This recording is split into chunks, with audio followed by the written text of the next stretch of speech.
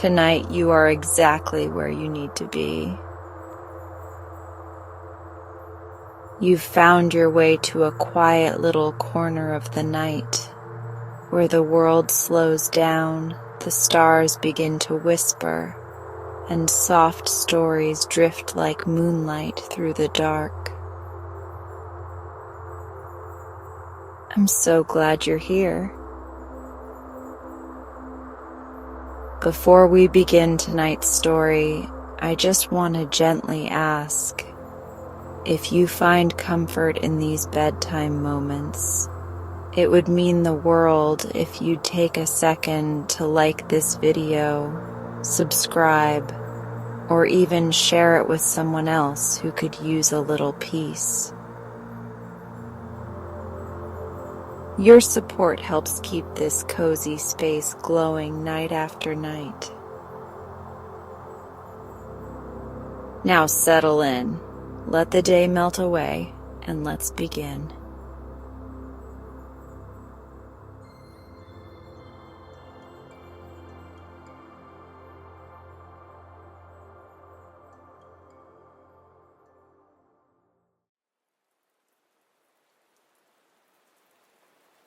Once upon a time there lived a king and queen who ruled over a country so small that you could easily walk round it in one day.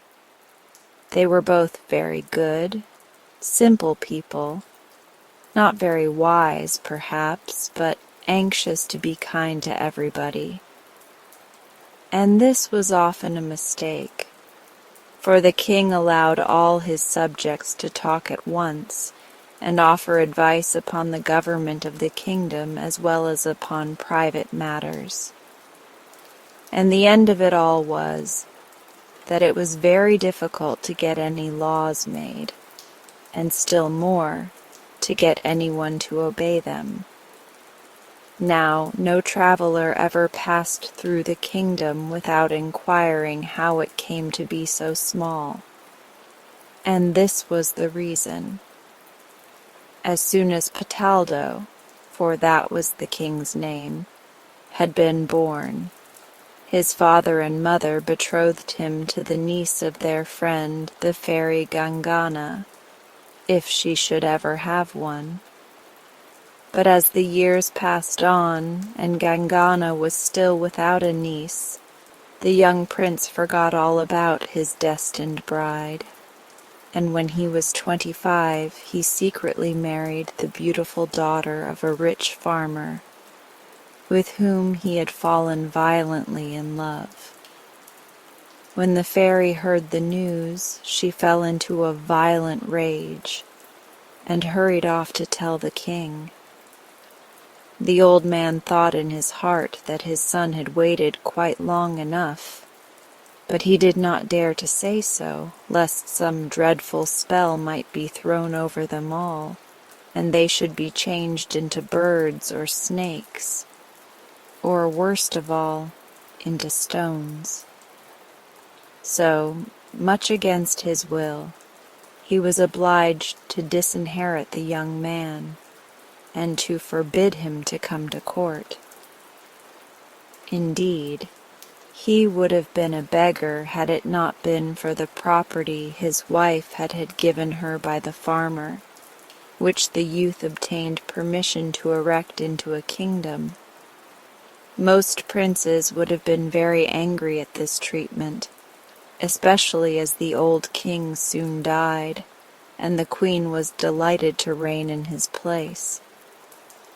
But Cataldo was a contented young man, and was quite satisfied with arranging his tiny court on the model of his father's, and having a Lord Chamberlain, and a high steward and several gentlemen in attendance, while the young queen appointed her own ladies-in-waiting and maids of honor.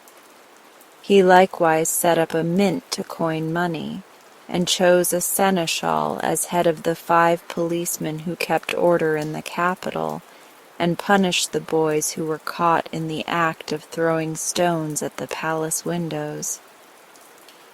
The first to fill this important office was the young king's father-in-law, an excellent man of the name of Caboche. He was much beloved by everyone, and so sensible that he was not at all vain at rising at once to the dignity of seneschal, when he had only been a common farmer, but went about his fields every day as usual. This conduct so struck his king that very soon he never did anything without consulting him. Each morning Caboche and his son-in-law had breakfast together, and when they had finished, the king took out of his iron chest great bundles of state papers, which he desired to talk over with his seneschal. Sometimes they would spend 2 hours at least in deciding these important matters, but more often, after a few minutes, Caboche would say, "Excuse me, sire, but your Majesty does not understand this affair in the least. Leave it to me, and I will settle it." "But what am I to do, then?" asked the king. And his minister answered, "Oh, you can rule your wife and see after your fruit garden. You will find that those 2 things will take up all your time." "Well, perhaps you are right," the king replied, secretly glad to be rid of the cares of government. But though Caboche did all the work, Cataldo never failed to appear on grand occasions in his royal mantle of red linen, holding a scepter of gilded wood. Meanwhile he passed his mornings in studying books, from which he learned the proper seasons to plant his fruit trees, and when they should be pruned, and his afternoons in his garden, where he put his knowledge into practice. In the evening he played cards with his father-in-law and supped in public with the queen, and by 10 o'clock everybody in the palace was fast asleep. The queen, on her side, was quite as happy as her husband. She loved to be in her dairy, and nobody in the kingdom could make such delicious cheeses. But however busy she might be, she never forgot to bake a little barley cake and make a tiny cream cheese, and to put them under a particular rose tree in the garden. If you had asked her whom they were for and where they went to, she could not have told you, but would have said that on the night of her marriage a fairy had appeared to her in a dream and had bidden her to perform this ceremony. After the king and the queen had 6 children, a little boy was born, with a small red cap on his head, so that he was quite different from his brothers and sisters, and his parents loved Carichon better than any of them. The years went on, and the children were growing big, when, one day, after Gillette the queen had finished baking her cake, and had turned it out on a plate, a lovely blue mouse crept up the leg of the table and ran to the plate. Instead of chasing it away, as most women would have done, the queen pretended not to notice what the mouse was doing, and was much surprised to see the little creature pick up the cake and carry it off to the chimney. She sprang forwards to stop it, when suddenly both the mouse and cake vanished, and in their place stood an old woman only a foot high, whose clothes hung in rags about her. Taking up a sharp-pointed iron stick, she drew on the earthen floor some strange signs, uttering 7 cries as she did so, and murmuring something in a low voice, among which the queen was sure she caught the words faith, wisdom, happiness. Then, seizing the kitchen broom, she whirled it 3 times round her head and vanished. Immediately there arose a great noise in the next room, and on opening the door, the queen beheld 3 large cockchafers, each one with a princess between its feet, while the princes were seated on the backs of 3 swallows. In the middle was a car formed of a single pink shell and drawn by 2 robin redbreasts, and in this car Cadichon was sitting by the side of the blue mouse, who was dressed in a splendid mantle of black velvet fastened under her chin. Before the queen had recovered from her surprise, cockchafers, redbreasts, mouse, and children had all flown, singing, to the window and disappeared from view. The loud shrieks of the queen brought her husband and father running into the room, and when at last they made out from her broken sentences what had really happened, they hastily snatched up some stout sticks that were lying about and set off to the rescue, one going in one direction and the other in another. For at least an hour the queen sat sobbing where they had left her, when at last she was roused by a piece of folded paper falling at her feet. She stooped and picked it up eagerly, hoping that it might contain some news of her lost children. It was very short, but when she had read the few words, Gillette was comforted, for it bade her take heart, as they were well and happy under the protection of a fairy. "On your own faith and prudence depend your happiness," ended the writer. "It is I who have all these years eaten the food you placed under the rose tree, and some day I shall reward you for it. Everything comes to him who knows how to wait," is the advice given by the Fairy of the Fields. Then the queen rose up and bathed her face and combed her shining hair, and as she turned away from her mirror she beheld a linnet sitting on her bed. No one would have known that it was anything but a common linnet, and yesterday the queen would have thought so too. But this morning so many wonderful things had happened that she did not doubt for a moment that the writer of the letter was before her. "Pretty linnet," said she, "I will try to do all you wish.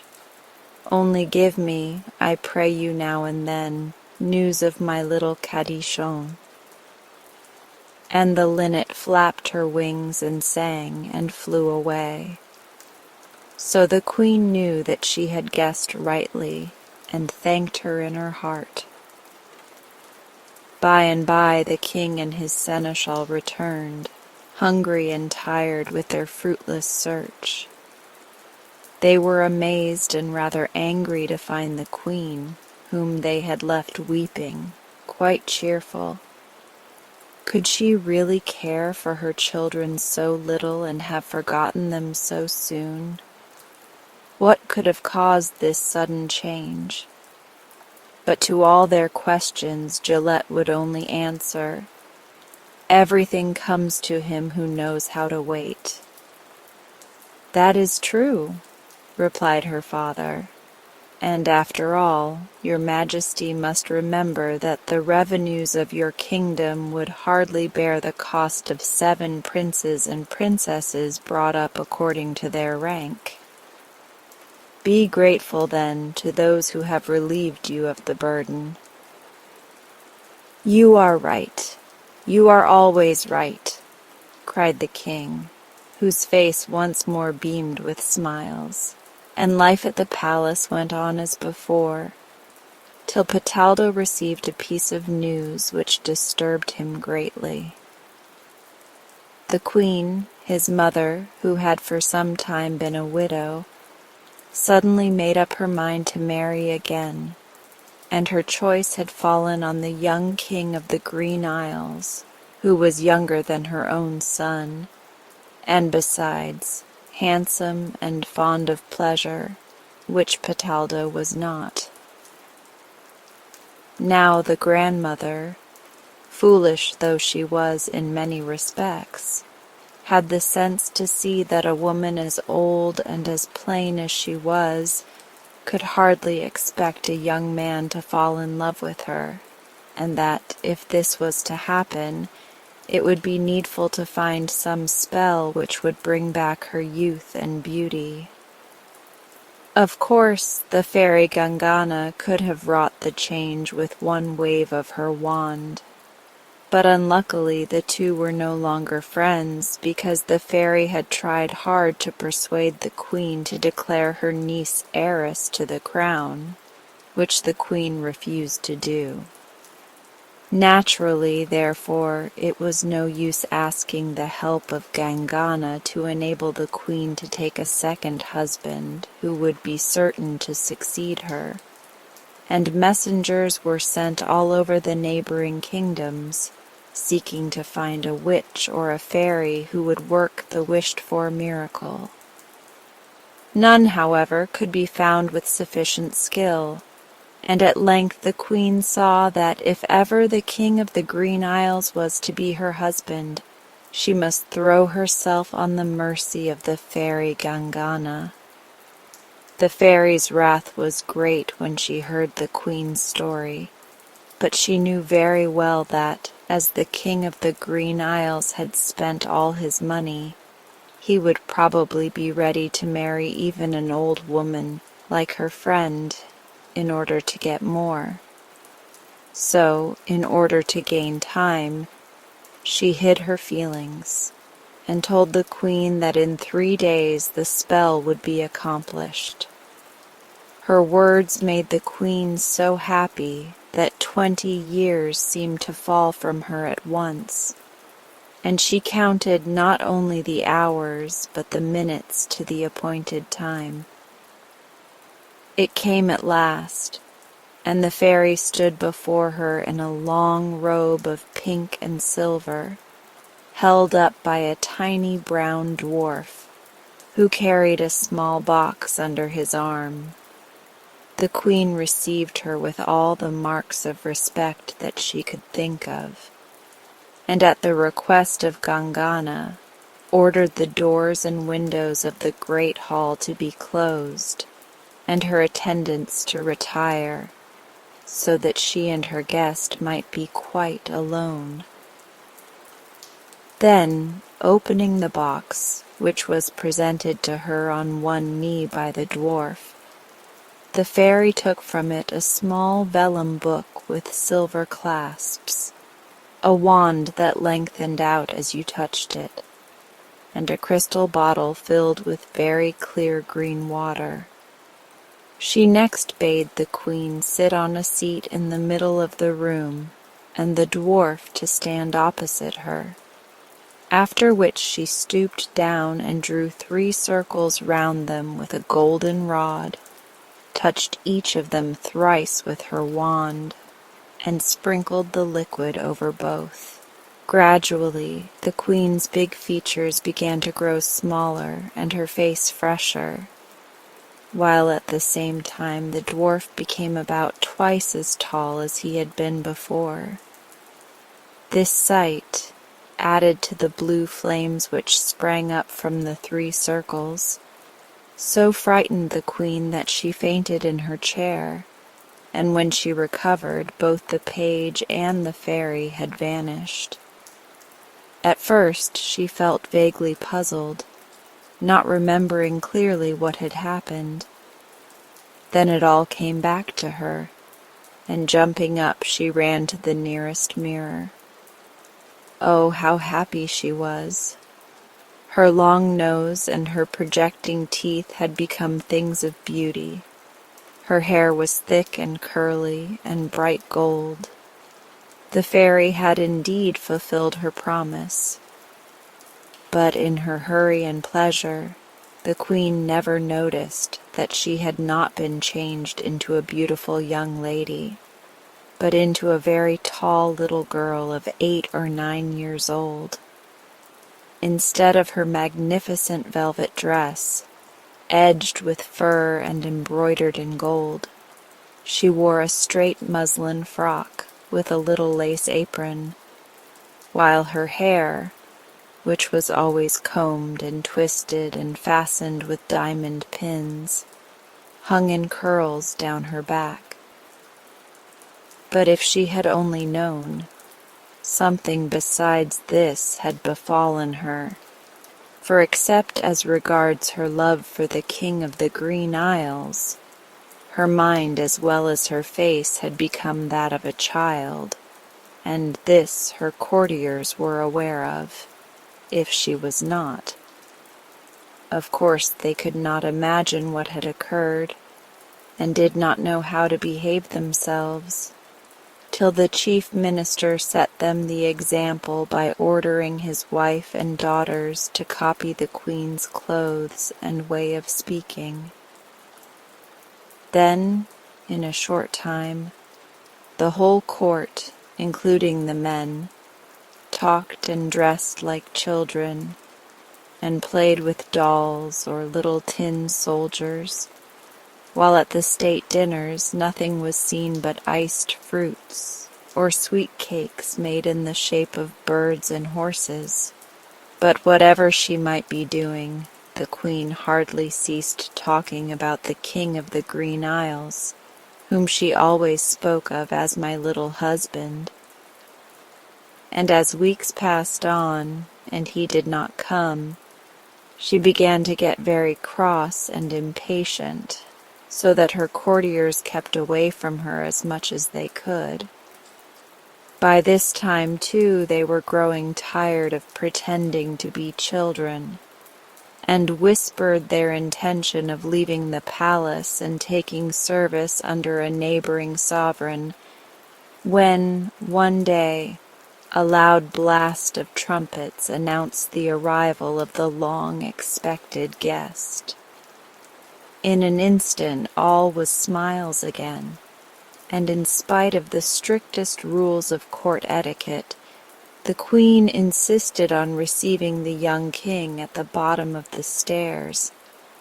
Unfortunately, in her haste, she fell over her dress and rolled down several steps, screaming like a child from fright. She was not really much hurt, though she had scratched her nose and bruised her forehead, but she was obliged to be carried to her room and have her face bathed in cold water. Still, in spite of this, she gave strict orders that the king should be brought to her presence the moment he entered the palace. A shrill blast outside her door sent a twinge of pain through the queen's head, which by this time was aching badly. But in her joy at welcoming her future husband, she paid no heed to it. Between two lines of courtiers bowing low, the young king advanced quickly, but at the sight of the queen and her bandages, broke out into such violent fits of laughter that he was forced to leave the room, and even the palace.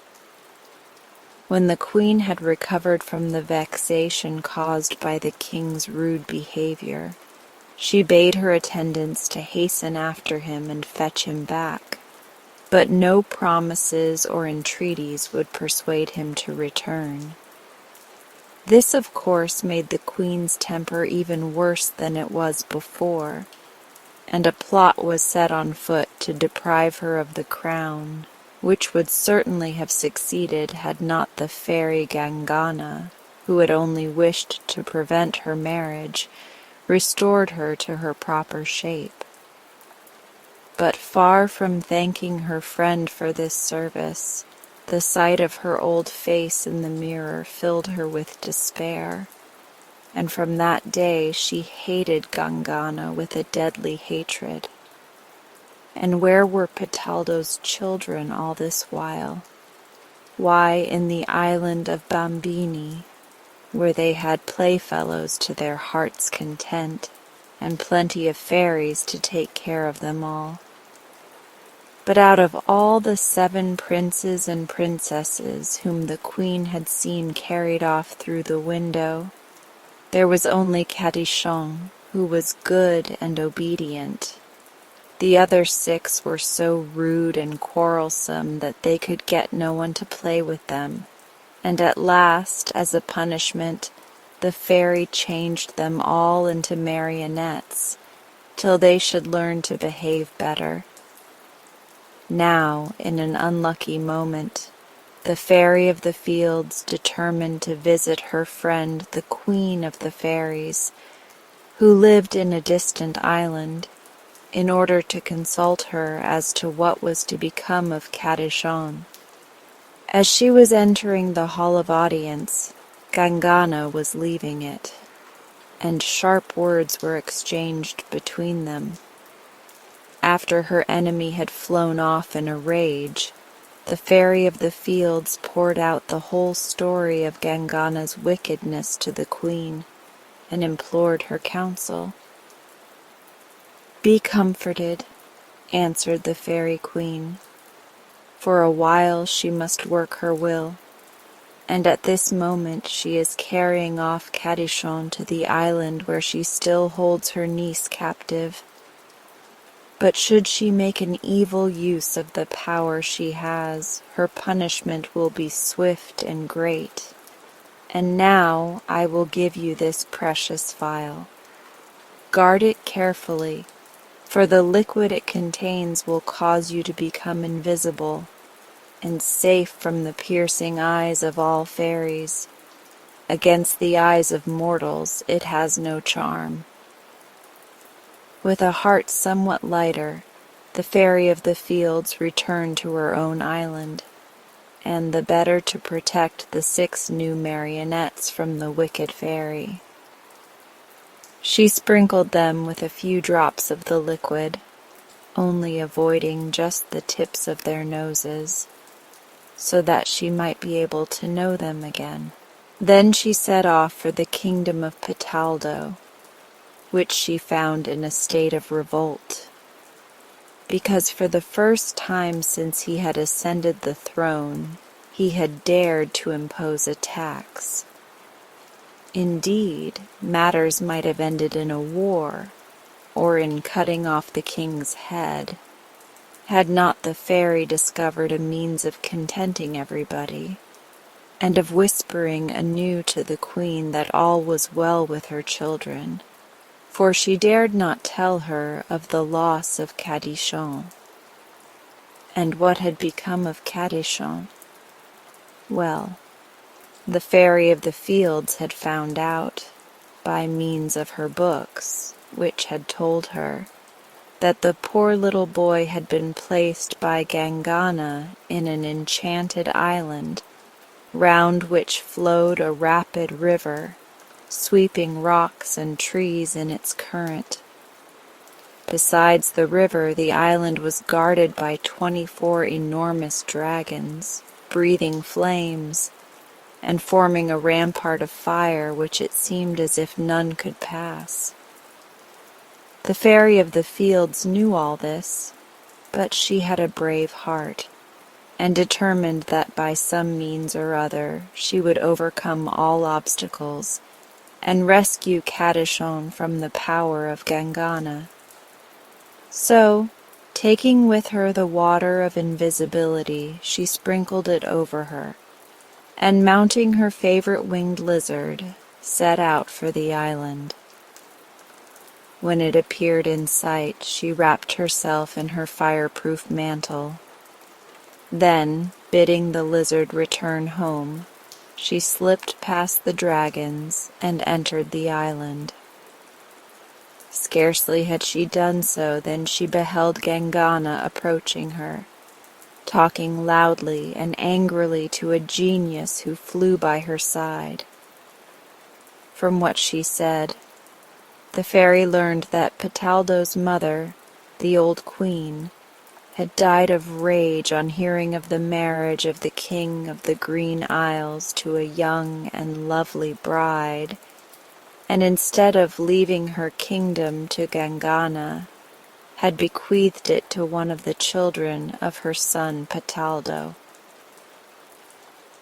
But all the trouble I have had with that foolish old woman shall not go for nothing, cried Gangana.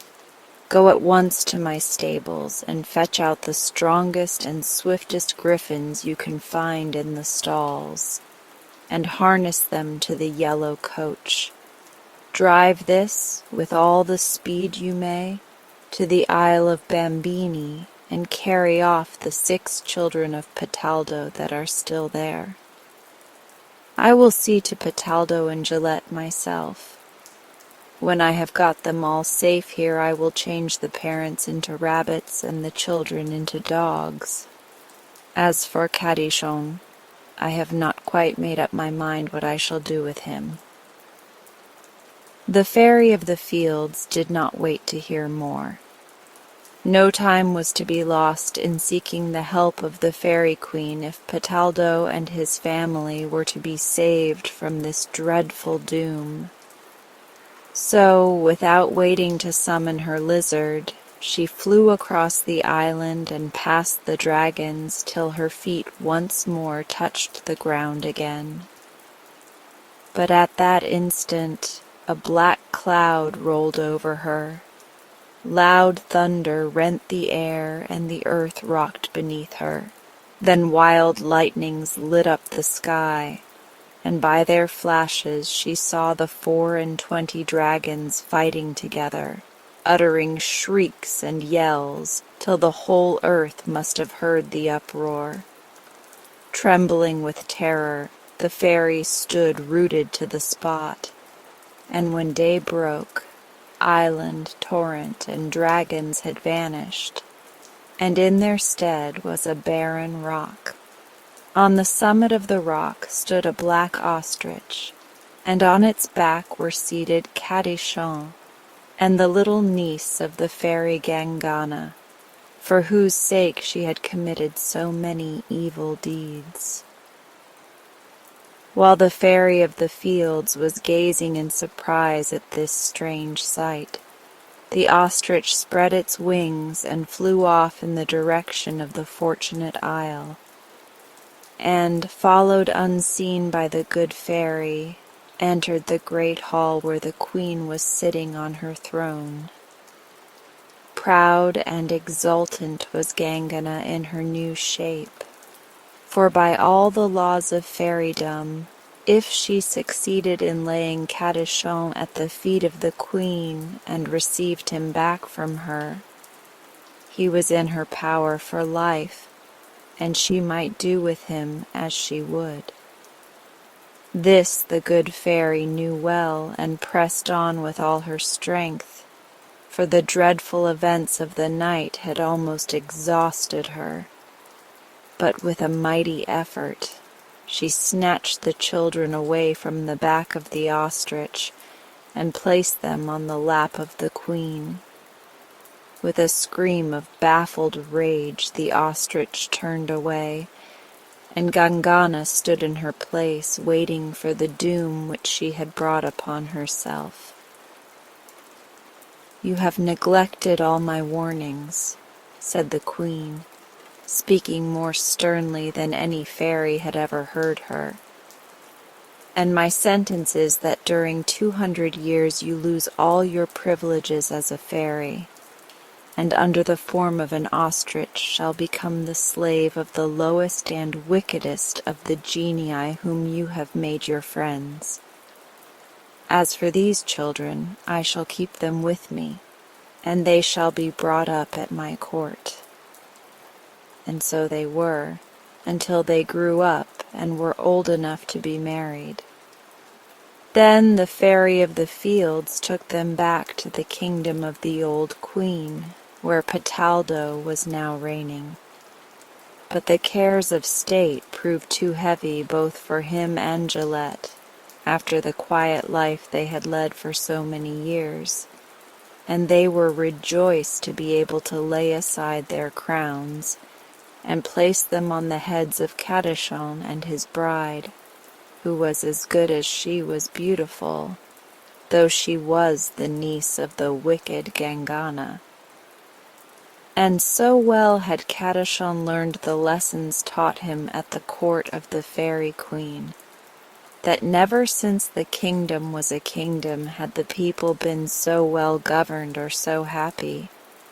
And they went about the streets and the fields smiling with joy at the difference between the old times and the new, and whispering softly to each other, "Everything comes to him who knows how to wait."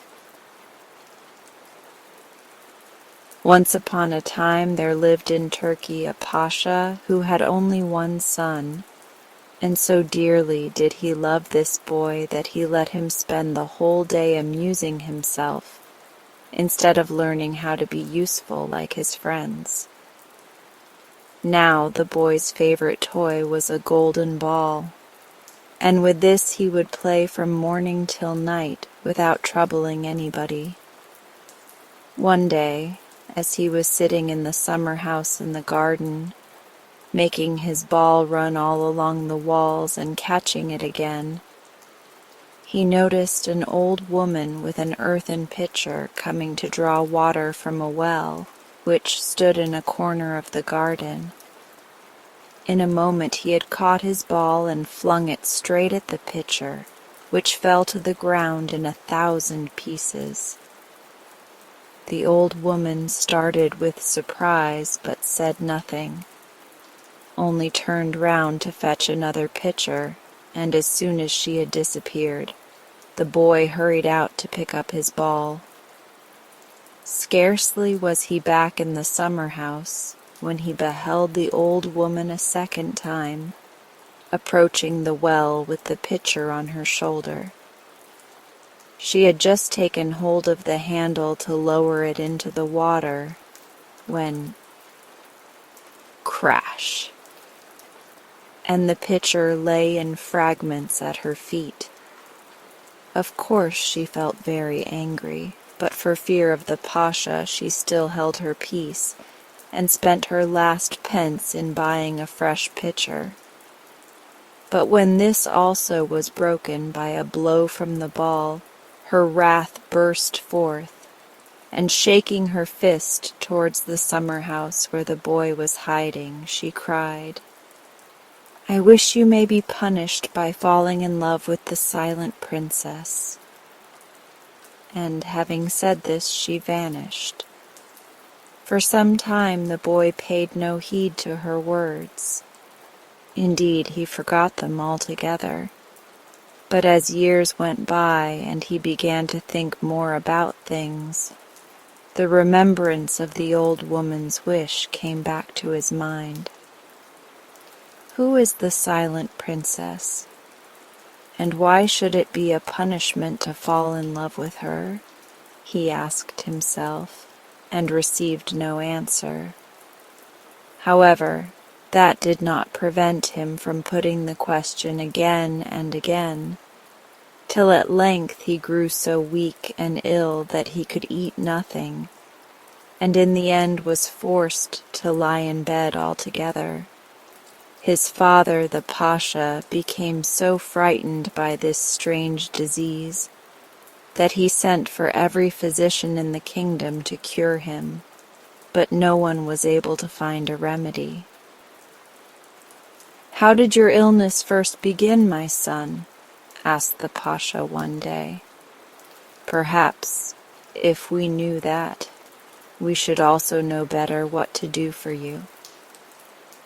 Then the youth told him what had happened all those years before, when he was a little boy, and what the old woman had said to him. "Give me, I pray you," he cried, when his tale was finished. "Give me, I pray you, leave to go into the world in search of the princess, and perhaps this evil state may cease." And, sore though his heart was to part from his only son, the pasha felt that the young man would certainly die if he remained at home any longer. "Go and peace be with you," he answered.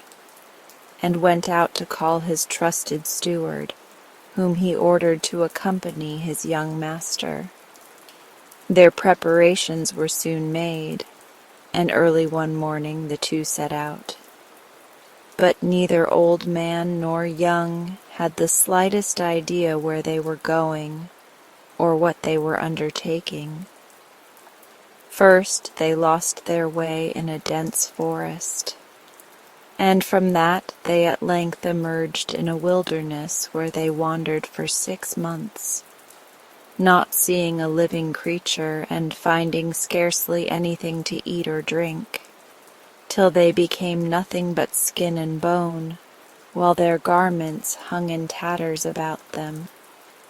They had forgotten all about the princess, and their only wish was to find themselves back in the palace again, when, one day, they discovered that they were standing on the shoulder of a mountain. The stones beneath them shone as brightly as diamonds, and both their hearts beat with joy at beholding a tiny old man approaching them. The sight awoke all manner of recollections.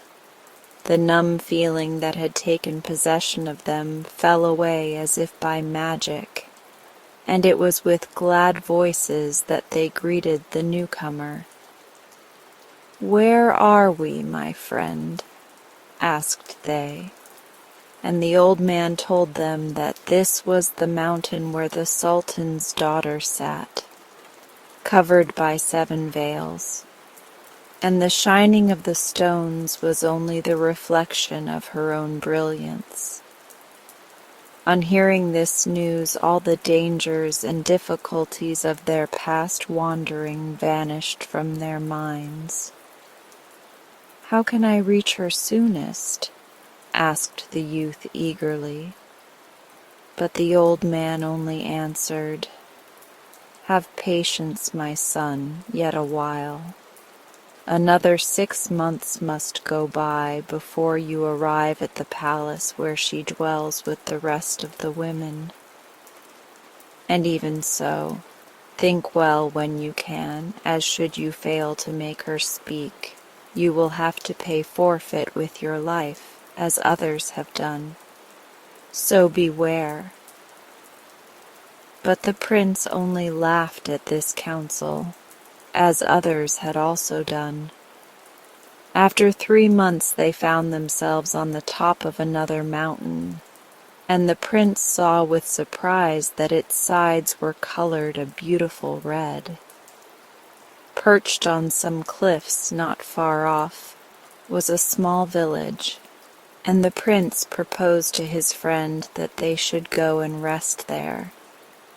The villagers, on their part, welcomed them gladly, and gave them food to eat and beds to sleep on, and thankful indeed were the 2 travelers to repose their weary limbs.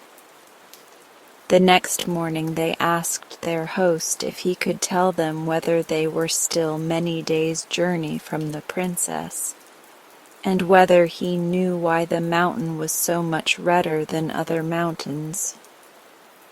"For 3.5 more months you must still pursue your way," answered he, "and by that time you will find yourselves at the gate of the princess's palace.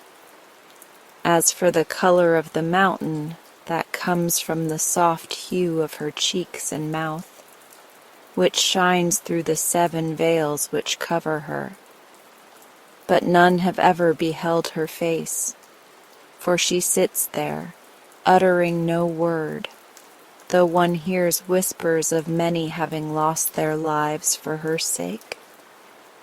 The prince, however, would listen no further, and thanking the man for his kindness, he jumped up and with the steward set out to climb the mountain. On and on and on they went, sleeping under the trees or in caves, and living upon berries and any fish they could catch in the rivers. But at length, when their clothes were nearly in rags and their legs so tired that they could hardly walk any further, They saw on the top of the next mountain a palace of yellow marble. "There it is at last!" cried the prince, and fresh blood seemed to spring in his veins. But as he and his companion began to climb towards the top, they paused in horror, for the ground was white with dead men's skulls. It was the prince who first recovered his voice, and he said to his friend, as carelessly as he could, "These must be the skulls of the men who tried to make the princess speak and failed. Well, if we fail too, our bones will strew the ground likewise. Oh, turn back now, my prince, while there is yet time," entreated his companion. "Your father gave you into my charge, but when we set out I did not know that certain death lay before us." "Take heart, Olalla, take heart," answered the prince. "A man can but die once, and besides, the princess will have to speak some day, you know." So they went on again, past skulls and dead men's bones in all degrees of whiteness, and by they reached another village where they determined to rest for a little while, so that their wits might be fresh and bright for the task that lay before them. But this time, though the people were kind and friendly, their faces were gloomy, and every now and then woeful cries would rend the air. "Oh, my brother, have I lost you? Oh, my son, shall I see you no more?" And then as the prince and his companion asked the meaning of these laments, which indeed was plain enough, the answer was given. "Ah, you also have come hither to die. This town belongs to the father of the princess, and when any rash man seeks to move the princess to speech, he must first obtain leave of the sultan. If that is granted him, he is then led into the presence of the princess. What happens afterwards, perhaps the sight of these bones may help you to guess." The young man bowed his head in token of thanks, and stood thoughtful for a short time. Then, turning to the Lala, he said, "Well, our destiny will soon be decided. Meanwhile, we will find out all we can and do nothing rashly." For 2 or 3 days they wandered about the bazaars, keeping their eyes and ears open, when one morning they met a man carrying a nightingale in a cage.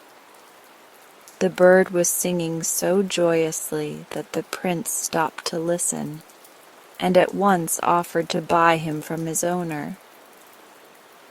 "Oh, why cumber yourself with such a useless thing?"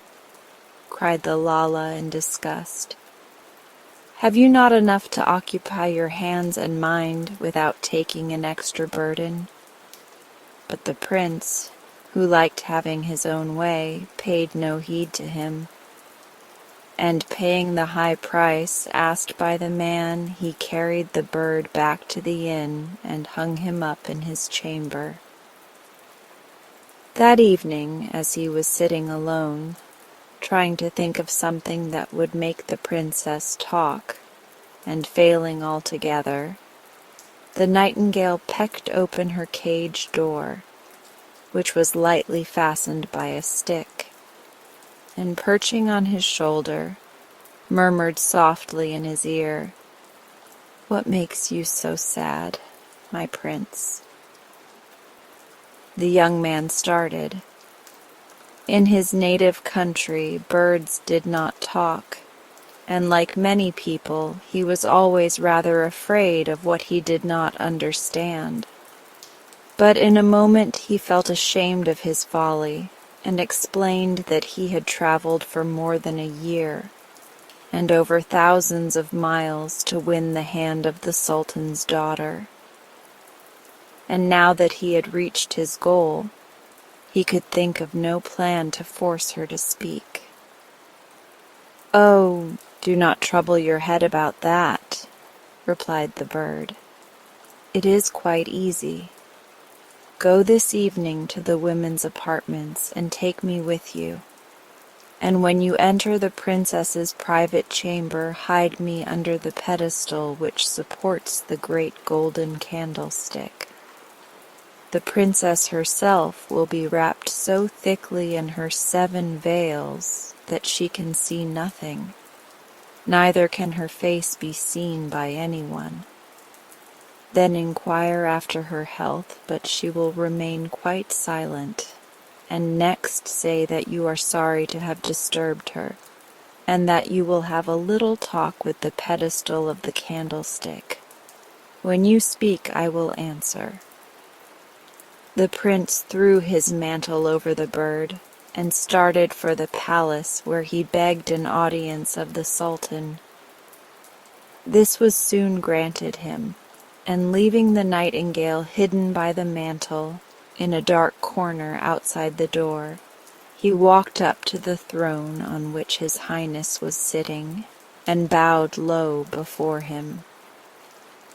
"What is your request?" asked the sultan, looking closely at the young man, who was tall and handsome. But when he heard the tale, he shook his head pityingly.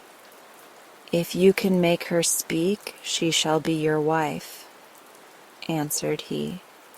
"But if not, did you mark the skulls that strewed the mountainside? Some day a man is bound to break the spell, O Sultan," replied the youth boldly, "and why should not I be he as well as another? At any rate, my word is pledged, and I cannot draw back now." "Well, go if you must," said the Sultan, and he bade his attendants lead the way to the chamber of the princess, but to allow the young man to enter alone.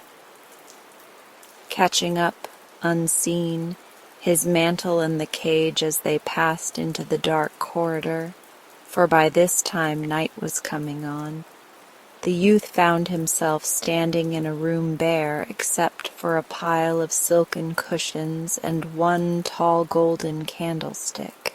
His heart beat high as he looked at the cushions, and knew that shrouded within the shining veils that covered them lay the much longed-for princess.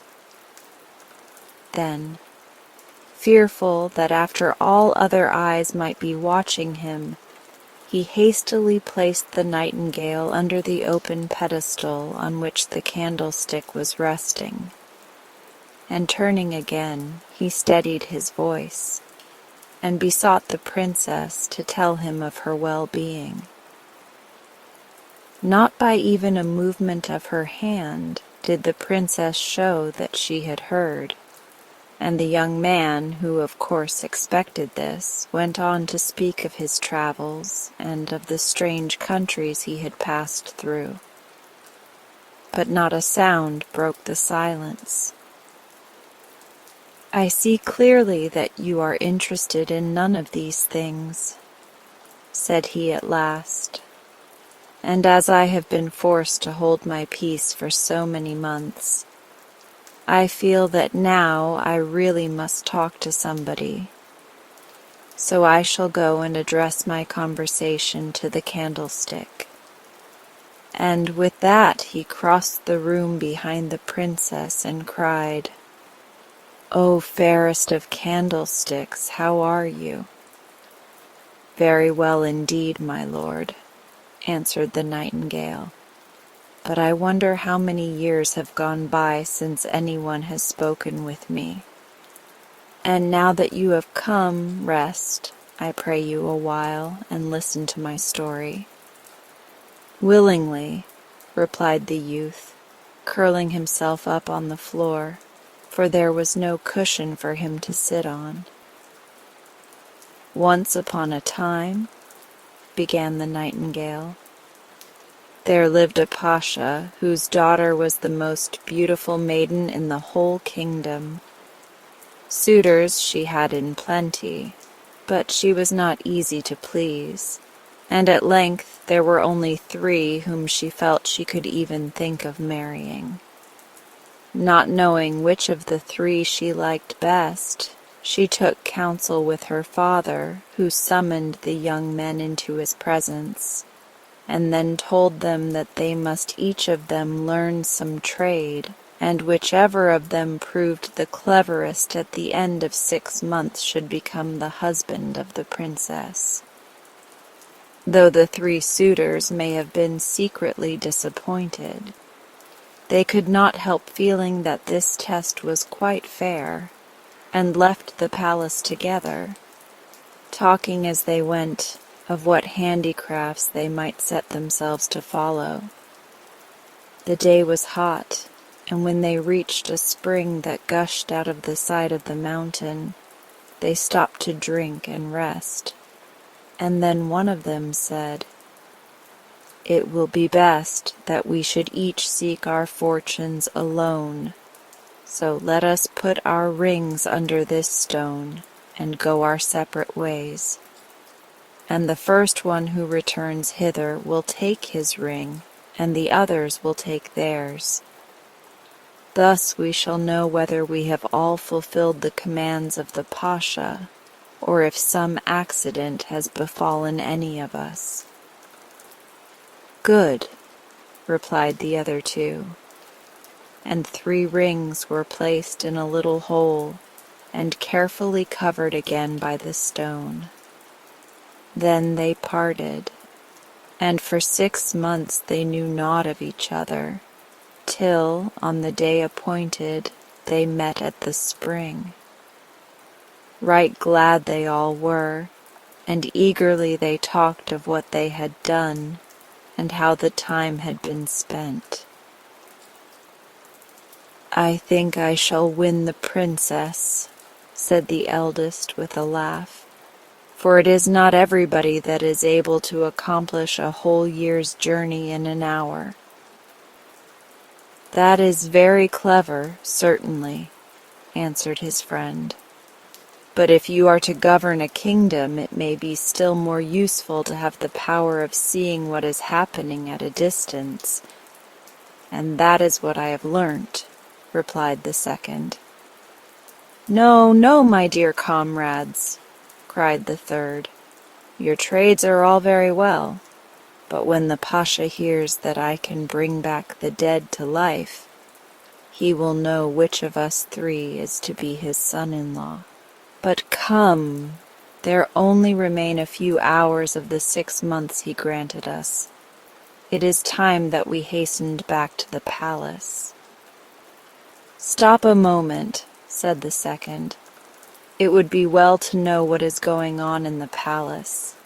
And plucking some small leaves from a tree nearby, he muttered some words and made some signs and laid them on his eyes. In an instant he turned pale and uttered a cry. "What is it? What is it?"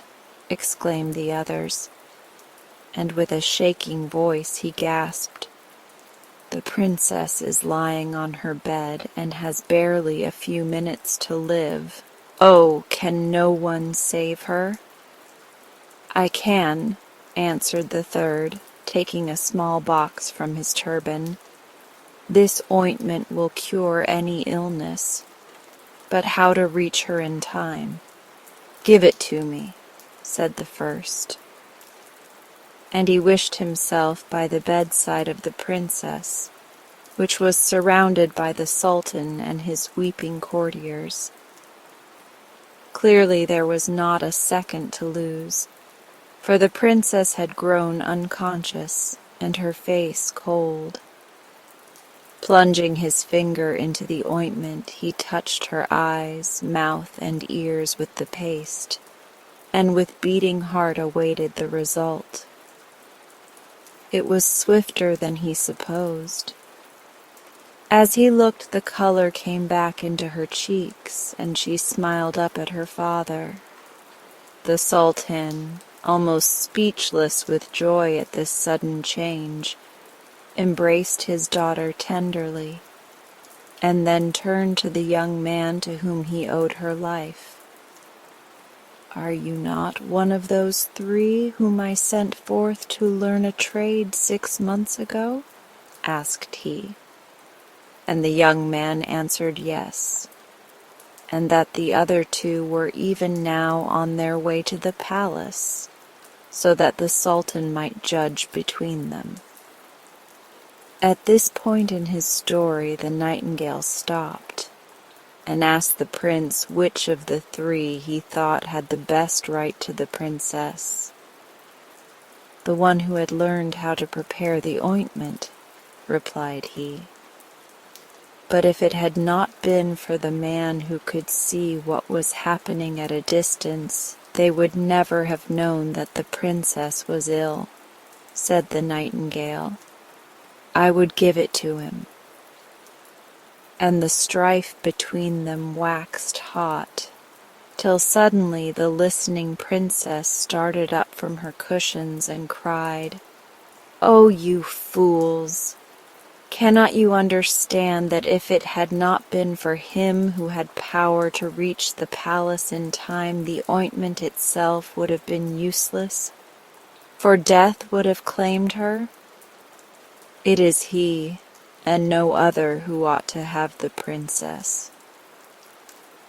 At the first sound of the princess's voice, a slave who was standing at the door ran at full speed to tell the Sultan of the miracle which had taken place, and the delighted father hastened to the spot.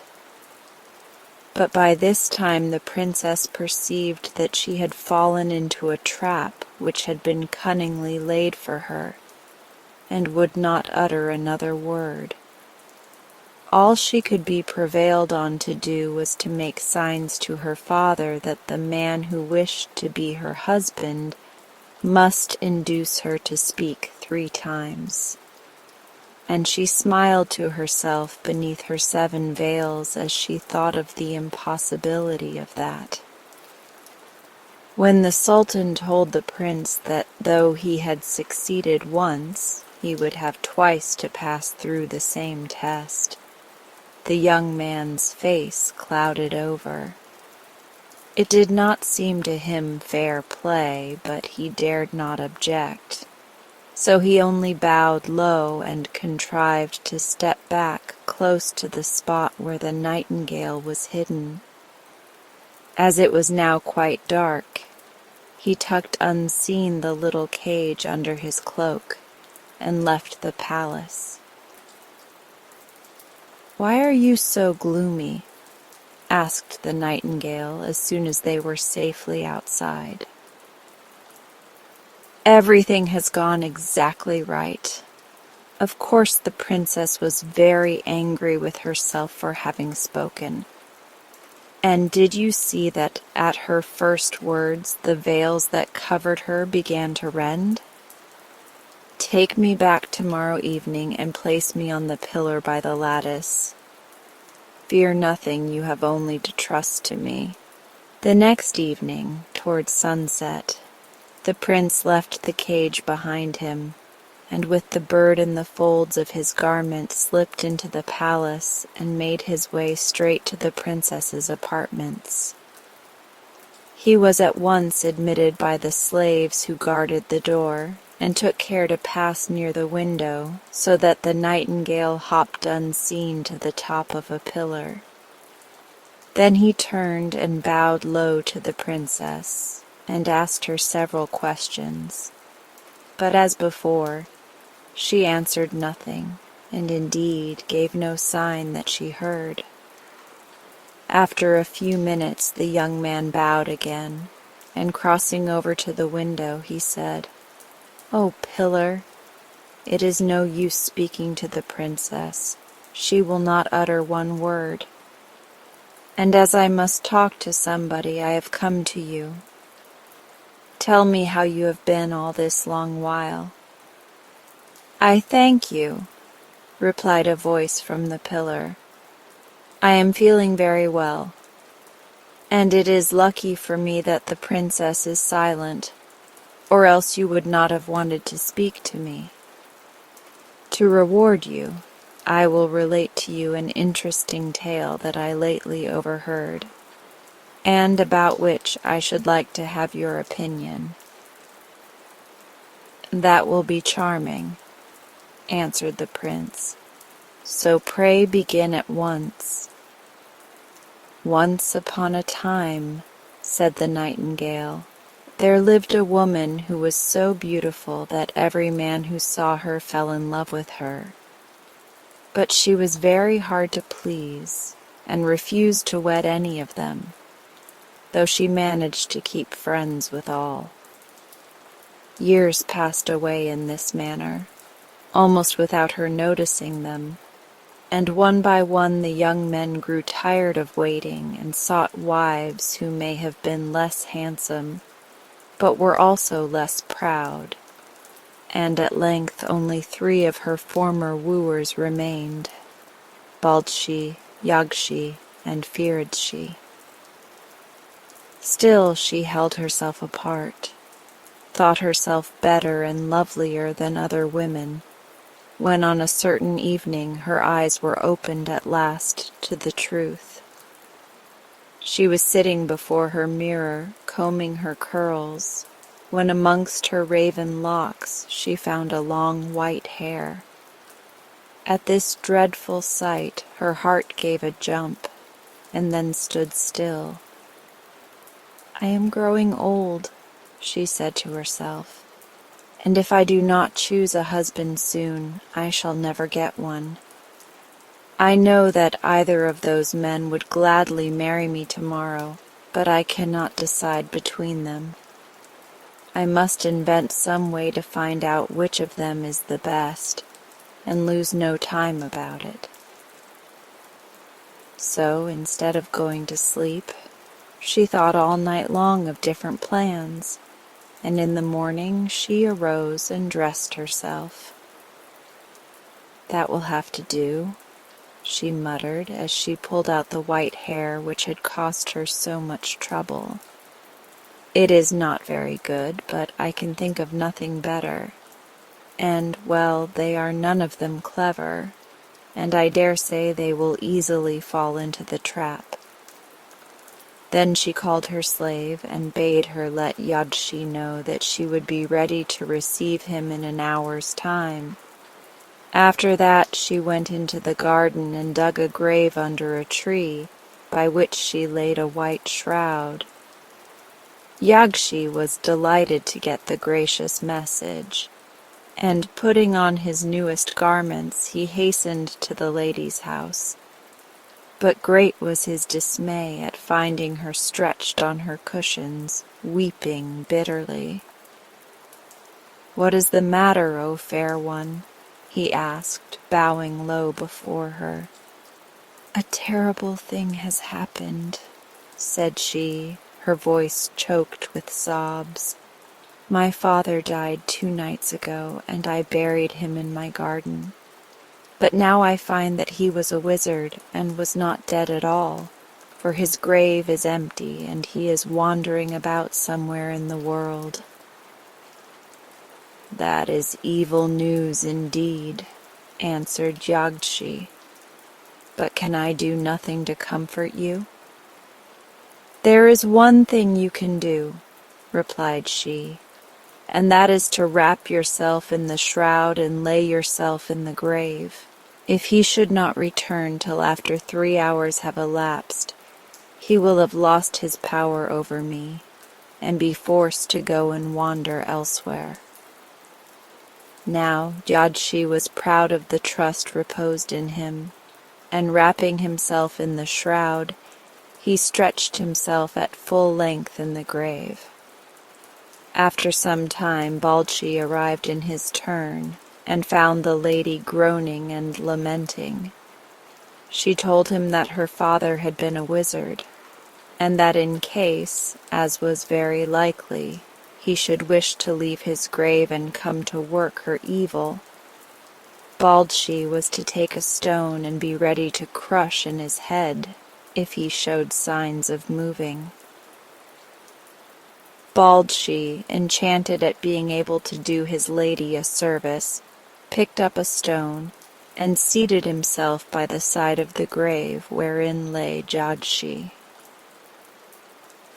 Meanwhile the hour arrived in which Firdshi was accustomed to pay his respects, and, as in the case of the other two, he discovered the lady overcome with grief. To him she said that a wizard who was an enemy of her father's had thrown the dead man out of his grave and had taken his place. "But," she added, "if you can bring the wizard into my presence, all his power will go from him. If not, then I am lost." "Ah, lady, what is there that I would not do for you?" cried Firdshi, and running down to the grave, he seized the astonished Jagshi by the waist, and flinging the body over his shoulder, he hastened with him into the house.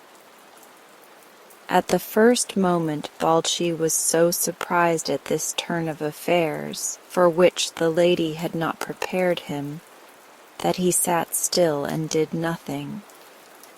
But by and by he sprang up and hurled the stone after the two flying figures, hoping that it might kill them both.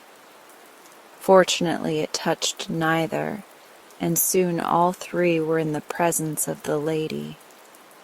Then Jagshi, thinking that he had delivered her from the power of the wizard, slid off the back of Firdshi and threw the shroud from him. "Tell me, my prince," said the nightingale when he had finished his story, "which of the three men deserved to win the lady?" "I myself should choose Firdshi." "No, no," answered the prince, who understood the wink the bird had given him. "It was Baldshi who took the most trouble, and it was certainly he who deserved the lady." But the nightingale would not agree, and they began to quarrel till a third voice broke in. "How can you talk such nonsense?" cried the princess. And as she spoke a sound of tearing was heard.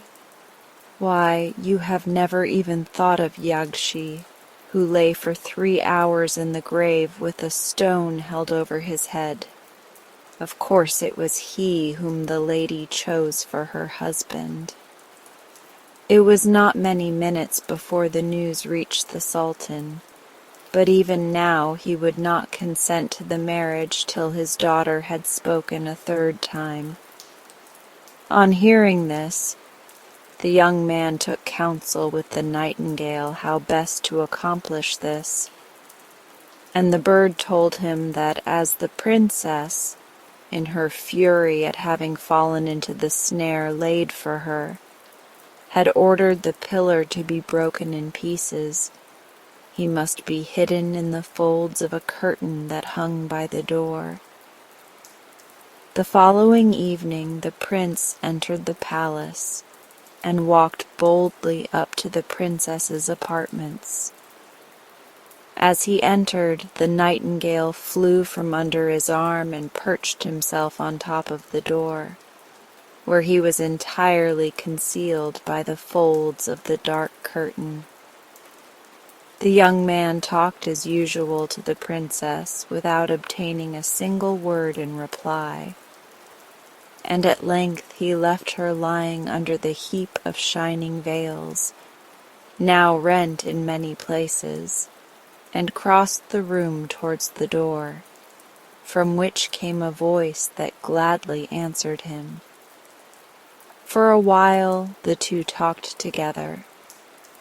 Then the nightingale asked if the prince was fond of stories, as he had lately heard one which interested and perplexed him greatly.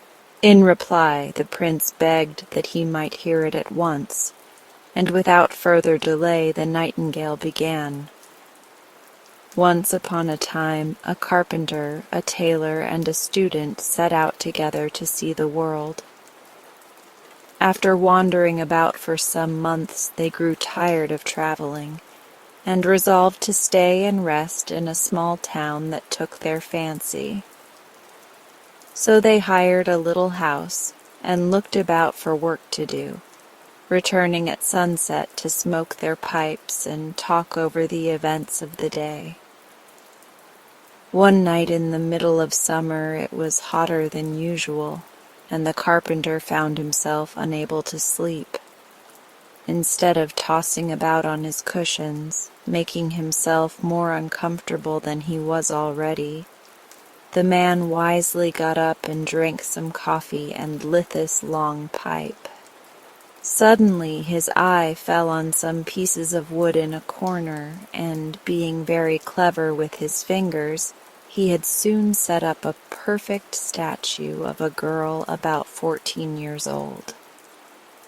This so pleased and quieted him that he grew quite drowsy, and going back to bed fell fast asleep. But the carpenter was not the only person who lay awake that night. Thunder was in the air, and the tailor became so restless that he thought he would go downstairs and cool his feet in the little fountain outside the garden door. To reach the door, he had to pass through the room where the carpenter had sat and smoked, and against the wall he beheld standing a beautiful girl. He stood speechless for an instant before he ventured to touch her hand, when, to his amazement, he found that she was fashioned out of wood. "Ah, I can make you more beautiful still," said he, and fetching from a shelf a roll of yellow silk which he had bought that day from a merchant, he cut and draped and stitched, till at length a lovely robe clothed the slender figure. When this was finished, the restlessness had departed from him, and he went back to bed. As dawn approached, the student arose and prepared to go to the mosque with the first ray of sunlight. But when he saw the maiden standing there, he fell on his knees and lifted his hands in ecstasy. "Oh, thou art fairer than the evening air, clad in the beauty of 10,000 stars," he murmured to himself. "Surely a form so rare was never meant to live without a soul." And forthwith he prayed with all his might that life should be breathed into it. And his prayer was heard, and the beautiful statue became a living girl, and the three men all fell in love with her, and each desired to have her to wife. "Now," said the nightingale, "to which of them did the maiden really belong? It seems to me that the carpenter had the best right to her." Oh, but the student would never have thought of praying that she might be given a soul, had not the tailor drawn attention to her loveliness by the robe which he put upon her, answered the prince, who guessed what he was expected to say, and they soon set up quite a pretty quarrel. Suddenly the princess, furious that neither of them alluded to the part played by the student, quite forgot her vow of silence and cried loudly, "Idiots that you are! How could she belong to anyone but the student? If it had not been for him, all that the others did would have gone for nothing. Of course it was he who married the maiden." And as she spoke, the 7 veils fell from her, and she stood up, the fairest princess that the world has ever seen. "You have won me," she said, smiling, holding out her hand to the prince. And so they were married, and after the wedding feast was over, they sent for the old woman whose pitcher the prince had broken so long ago, and she dwelt in the palace, and became nurse to their children, and lived happily till she died.